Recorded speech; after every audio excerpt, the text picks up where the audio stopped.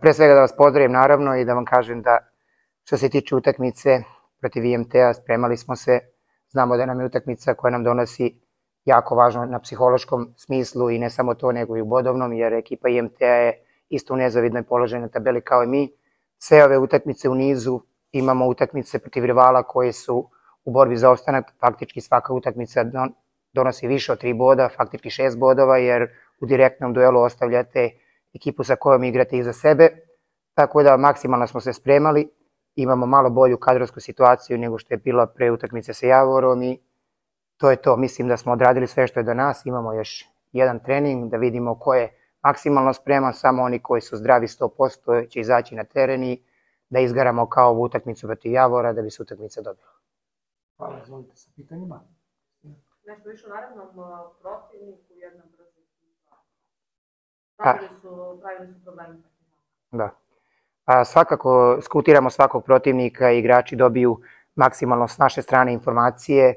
Znamo da je ekipa koja igra dobro u tranziciji, znamo da je ekipa koja ima neke svoje ofanzivne principe, u suštini jako talentovana i poletna ekipa i ono što je najbitnije s naše strane je da ne ulazimo u neku preveliku trku sa njima, nego da probamo da odigramo jednu stabilnu utakmicu sa što manje grešaka u sredini terena, da će oni nas čekati da bi izašli u tu njihovu pozitivnu tranziciju i da jednostavno mislim da neka utakmica kao protiv Javora, takmičarska, rezultatska je nešto što bi više nama odgovaralo nego da uđemo u bilo kakvu trku sa njima.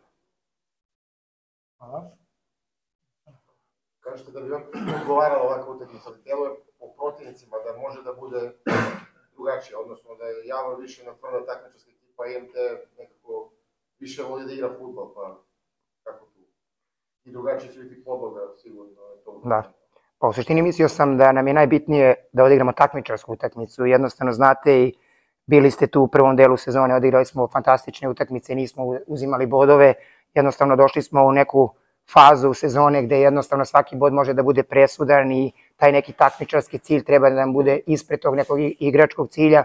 Ja kažem, uvek sam trener koji bi voleo da igra i koji bi voleo da se zasniva na igri iz zadnje linije, na progresiji napada, na velikom broju igrača u završnici, ali mi trebamo da pođemo iz situacije u kojoj se trenutno nalazimo i da taj takmičarski cilj nam bude prioritet, jer najbitnije od svega je da su donesu bodovi, pogotovo protiv rivala koje se nalazi na istoj poziciji na tabeli gde smo mi, a moje neko lično mišljenje, to sam rekao igračima kasnije kada ova ekipa malo nadođe, posto imamo veliki broj Novajlija, veliki broj igrača koji izlaze iz povrede, doći će na red i kvalitetna igra i bodovi iz kvalitetne igre. Kadrovska situacija, ima neko koji se vraća? Pa mislim, u suštini vratili su se, treniraju, ali to je veliki broj igrača koji su predug period bili van stroja. Tu pre svega mislim na Belakovića, pa zatim i Čolovića kako smo potpisali, ali isto bio faktički 2 nedelje bez treninga sa ekipom. Zatim Ado vratio se, ali pitanje je koliko može da nam pomogne. Bazile tek se vraća u neki normalan režim treninga, čak šta više nije ni 100% režim treninga. Faje i dalje van konkurencije, tako da u suštini ima i dalje veliki broj povređenih, oni su na treninzima, ali pitanje koliko od njih možemo da dobijemo na ovoj utakmici.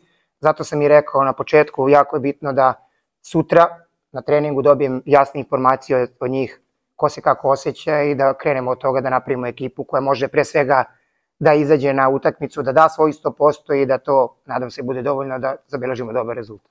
Ovi koji su igrali, pa mi Dele ranije izašao, Petković vidi se sa strane junački izguran iskustvo, ali vidi se da mu fali još malo ritma. Kako on, 5 dana je razmak samo za utakmice, to nešto? Da. Pa sve tako kako si video, ali jednostavno mi smo u takvoj situaciji da nemamo veliki broj igrača uopšte da napravimo možda rotacije.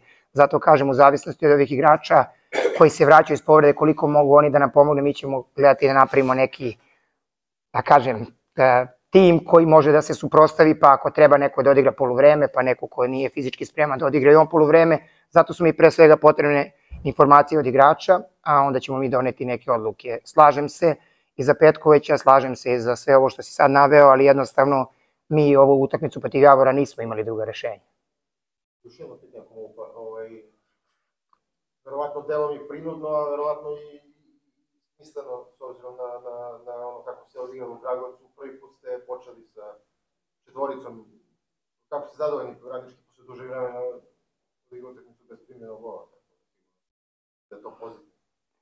Svakako je pozitivno. Ja sam i rekao i Nikoli pre utakmice sa Javorom da smo jednostavno ostavili dečka na prvoj utakmici protiv Radničkog iz Kragujevca na vetrometin i jednostavno radili smo puno na tim defanzivnim principima.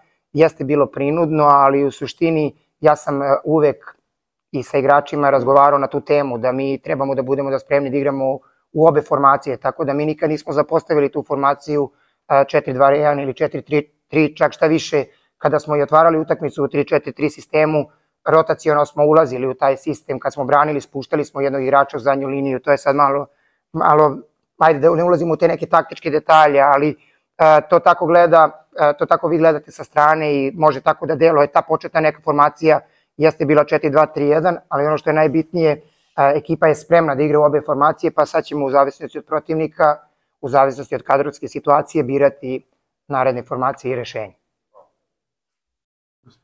Kratko pitanje za kratak odgovor. Bili ste 3/4 jeseni sezona ovde, pa onu četvrtinu niste, pa ste opet značajno.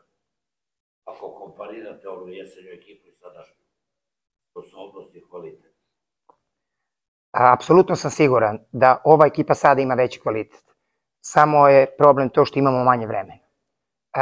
Mislim da je kvalitetnija ekipa, nažalost neki igrači su se kasno priključili, tako da je potrebno malo više vremena, ali ako pričamo samo o kvalitetu, ako pričamo samo o profesionalizmu, mislim da smo za klasu iznad. Da li to znači da ne treba da brinemo oko opstanka i sve ostalo? Ja se nadam da će tako biti, ali opet ove 2-3 naredne utakmice su presudne, da ne bi ušli u opet neki period sezone gde je svaka utakmica stresna, nekako nam je bitno da sad izvučemo što povoljnije rezultate. Ja sam 100% siguran da će ova ekipa nadoći i da će igrati i dopadljiv fudbal već od sredine marta. Hvala. Hvala vam. Dobar dan svima, pre svega, kao što je i šef rekao, još jedna teška utakmica nas očekuje. Ekipa IMT-a, mlada, brza ekipa sa dosta mladih igrača koji znaju da igraju fudbal.